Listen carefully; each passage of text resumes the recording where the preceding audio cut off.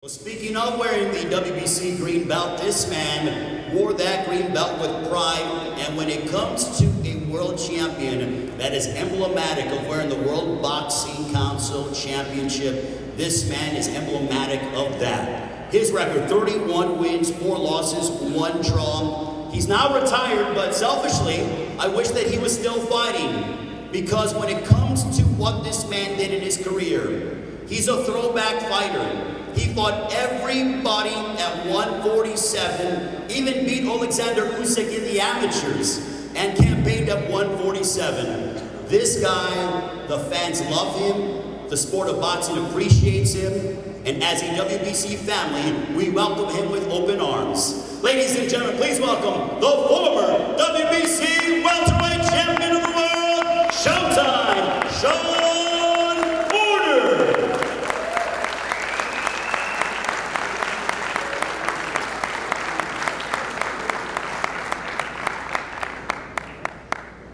That applause was short. Come on now.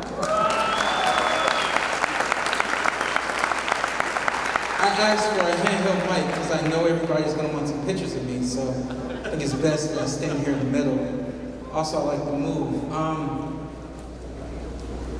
What I'm here to talk to you guys today about is what makes the green belt so special. Why does everyone want to wear the green belt? Why does everyone want to win the green belt? What I want to do first is educate you guys, and even the men and women, the boxers in here, on something you probably don't know, or we didn't know about ourselves. It's called a God complex. And as it pertains to the sport of boxing, we all want to be the best. We all want to prove that we can't be beat. We all want undefeated records.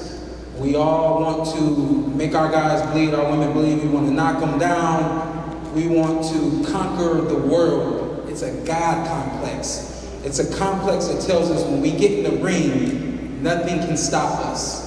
Nothing can defeat us. We're great, and we're great, and we're the greatest in the world. That's why we all fight for the belts. Because once we get the belt, that shows everybody what we already knew on the inside. That shows everybody what we already knew. And we have a way to tell everyone without saying, excuse my language, but I'm God. The belt shows everyone that you are the best in your division. You're the best in boxing. And that's why we all do it. We have a sense of wanting to be the best, wanting to be number one. And we have this sense of invincibility, which is why we always go out there. You saw right here, some of us have been on our feet knocked out, and we're still going after it, because nothing tells us that we can't win. Nothing tells us that that green belt can't be ours. And then now, why the green belt? Personal experience. I won the IBF title, lost the IBF title. I end up at a WBC convention, and I'm having a great time. It's the first convention I've ever been to. Really wasn't that educated on the WBC, but as you can see, they always educate you. They make sure you know exactly what the WBC is, what they've done, and what they intend to do. And while I was there, I'm noticing champion after champion after champion, guys that I watched as a kid, guys that I watched as an adult, guys that I wanted to emulate, guys that I wanted to shake hands with. Everyone's at the WBC convention. And then there's a moment where, as they always do at the conventions, everybody comes up on the stage. All of the champions come up on the stage, and I'm sitting out in the audience, and I'm feeling left out because I hadn't won the WBC championship title, and I didn't know what the WBC was all about until I went to that convention. And so everybody's going up on the stage, and somebody looks out in the crowd and sees me and my lonely self just sitting down. I don't know if I had this pouty face or what, but I know emotionally and mentally I was just like, I want to be up there. I got to be up there. So I went from feeling lonely to somebody saying, come on up here, champ, come on up here, champ. All for me to say, I belong up there. I haven't won that title. I can't go up there with everyone else. Oh, I see everybody that's up there. I see Marvin Hagler, my favorite fighter of all time. I see Riddick Bowe up there, Evander Holyfield. I mean, the list goes on. Everybody's up there. That's where you want to be. But I can't go up there because my pride won't allow me to go up because I had not won the WBC title. So everybody's still telling me to come on up, and I get up, go up there on the stage, and I'm standing next to my favorites, but I'm not enjoying the moment.